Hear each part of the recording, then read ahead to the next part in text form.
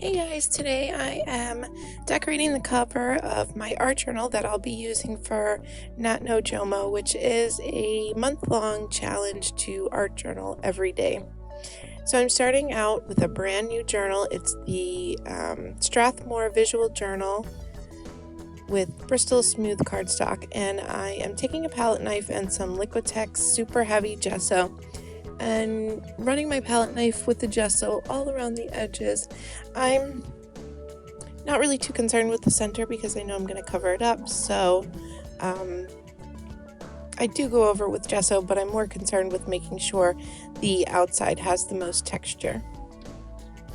So now I'm taking some stamps by Viva Las Vegas Stamps. This first one is called Wildflower Silhouette, and it's just some wildflowers. And I'm spraying my stamp with water and then pressing it into the gesso, and it creates the image of the stamp. And then once I add color, you'll be able to see that texture even more. I spray it with water so that the gesso doesn't stick too badly to my stamp, and I want to make sure that I clean them really well after I'm done stamping them with gesso, because I don't want the gesso to stay in my stamp and ruin them.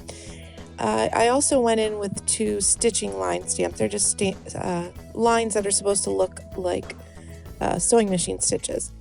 Now I have some HandMade modern acrylic paint, which is a Target brand, in Slate. It's a nice gray color, and I applied that all over the cover, sprayed some water so that it moved a little more, and then just wiped it back with a baby wipe. When I wiped it back with the baby wipe, some of the gesso came up from the center of my cover, so I just am taking some Titan Buff by Golden. It's a heavy body acrylic, and I'm covering up that space, and I'm also bringing it out towards the edges a little more. I'm just trying to get a little color variation, even though most of the stuff in the center will be covered up. I'm not entirely sure how much will be covered up.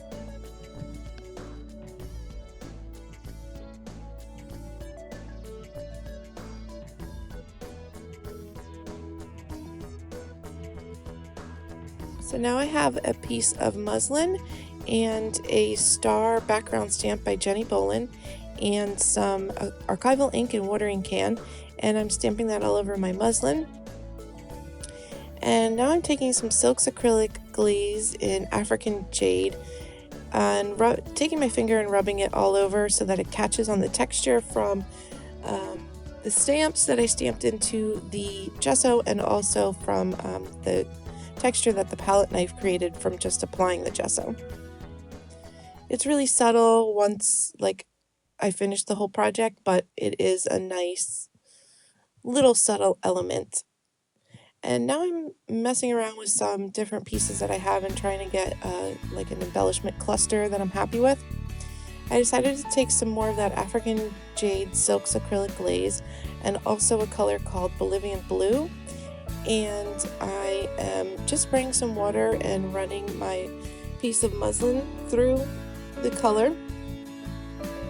First I go with the light blue, and then I'm going to ball it up and kind of dip it into that puddle of the darker blue color. And I'm trying to get the look of shibori.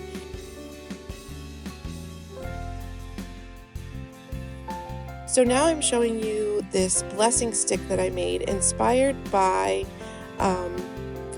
D.D. Catron, and it's just a stick, a bundle of sticks and twigs twine and some chipboard, and just wrapped all around the stick.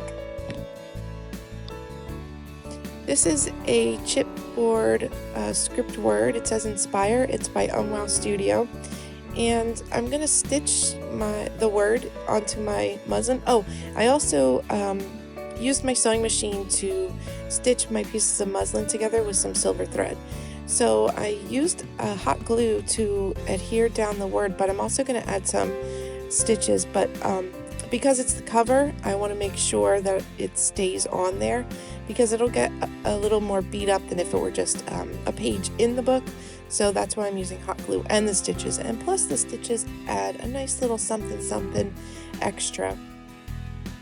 So I just stitch a few places around my word, And then I'm going to make an X with my thread to dot the eyes.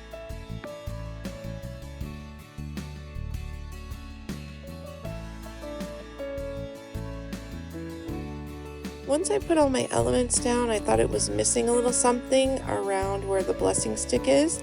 So I have this stamp.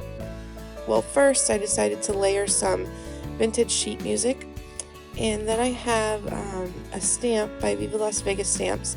It's basically like a banner that has floral and leaves and birds and stuff around the banner.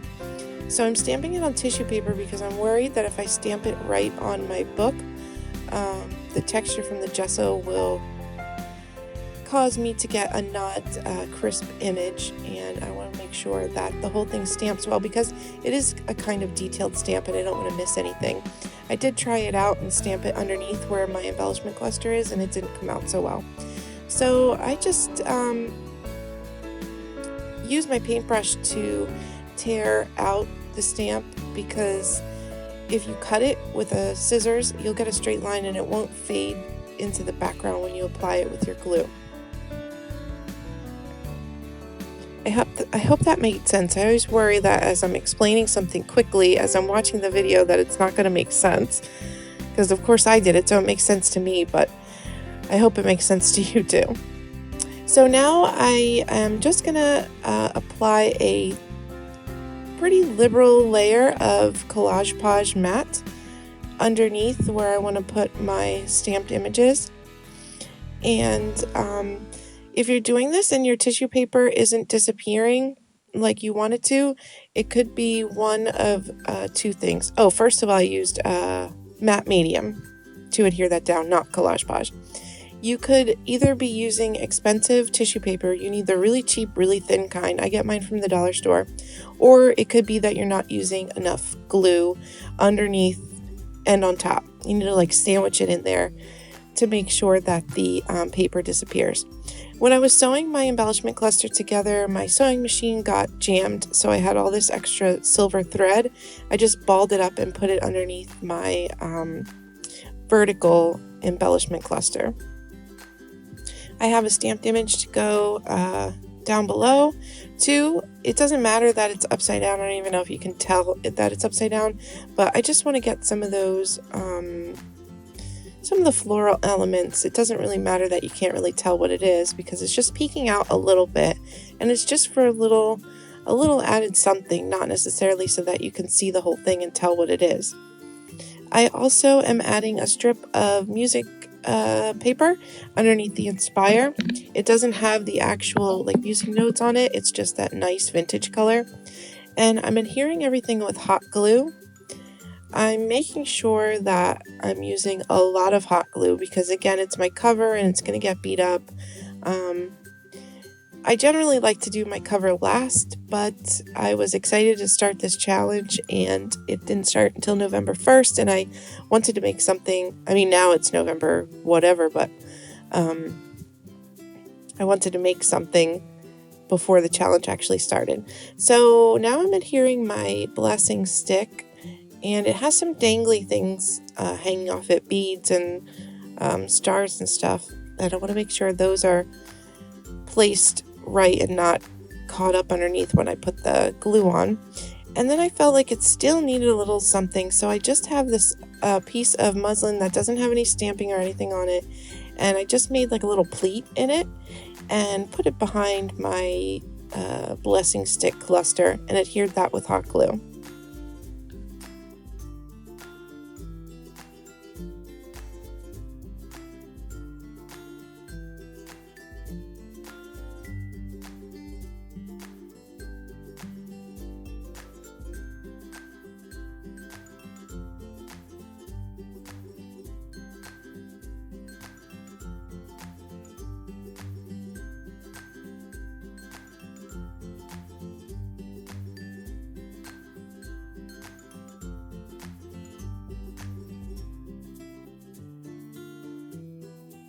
I'm just trimming some of my threads off.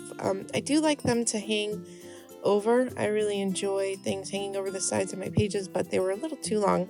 And for our last little finishing touch, I'm adding some chipboard confetti stars from Wow Studio with my hot glue gun. And that's it. I hope you enjoyed my cover for Not No Jomo, and be sure to stay tuned. Days 1 through 5 are filmed and need to be edited, so they will be coming soon. And if you have any questions or comments, you can leave them down below. There is also a complete supply list in the description box below. Thanks for watching. Bye-bye.